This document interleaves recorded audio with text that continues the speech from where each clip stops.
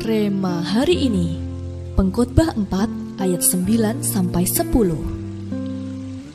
Berdua lebih baik daripada seorang diri, karena mereka menerima upah yang baik dalam jerih payah mereka. Karena kalau mereka jatuh, yang seorang mengangkat temannya, tetapi wai orang yang jatuh yang tidak mempunyai orang lain untuk mengangkatnya.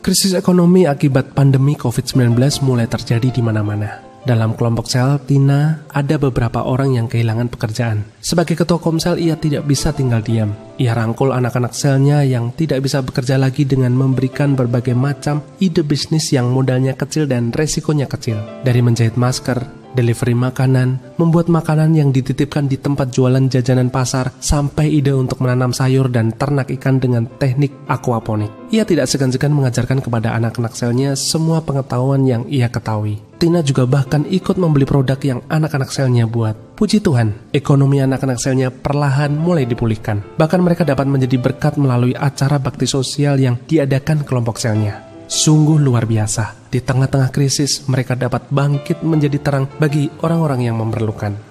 Tepat yang firman Tuhan katakan, berdua lebih baik daripada sendirian. Tergabung dalam komunitas yang positif dan membangun iman seperti kelompok sel adalah sangat baik. Ketika seorang anggota sel ada yang jatuh, ada orang-orang di sekelilingnya, keluarga rohani yang akan membantu untuk mengangkatnya kembali. Ada orang tua rohani yang akan membimbing kita untuk mengambil langkah-langkah yang dibutuhkan saat kita kehilangan arah dan tujuan. Di masa krisis seperti sekarang ini, mari kita bergandengan tangan sebagai satu kesatuan tubuh Kristus, saling menolong, saling membangun, dan saling menabur berkat satu sama lain, sehingga kita dapat melewati krisis ini dengan baik, sehingga tidak ada anak-anak Tuhan yang harus meminta-minta karena tidak punya uang, makanan, maupun pekerjaan. Percayalah, ketika kita menabur di masa krisis, berkat kita tidak akan berkurang atau habis. Karena Tuhan kita Tuhan yang setia dan adil. Di mana ada kesatuan dalam tubuh Kristus, di sana ada Tuhan yang akan mengirimkan berkat-berkatnya dan membangun ketahanan finansial yang kuat di tengah anak-anaknya.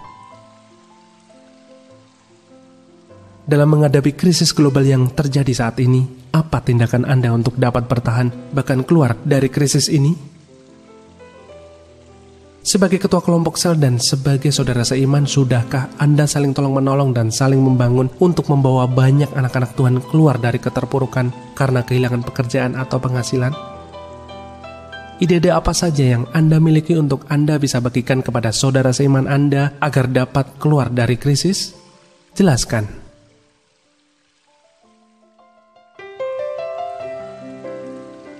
Bapa, terima kasih atas pemeliharaan-Mu kepada setiap anak-anak-Mu dimanapun mereka berada. Kami percaya walau jatuh, kami tidak akan tergeletak. Kami akan bangkit dan berjalan kembali, bahkan terbang bersama-Mu, melintasi badai persoalan dan tampil sebagai pemenang. Sebab tangan-Mu menopang kami. Kami mau bangkit untuk menabur dan peduli dengan sesama kami, terutama terhadap keluarga, kelompok sel kami. Sehingga tidak ada yang kekurangan atau kelaparan, sebab kami saling bergandengan tangan dan saling menopang satu sama lain dalam krisis ini. Di dalam nama Tuhan Yesus kami berdoa.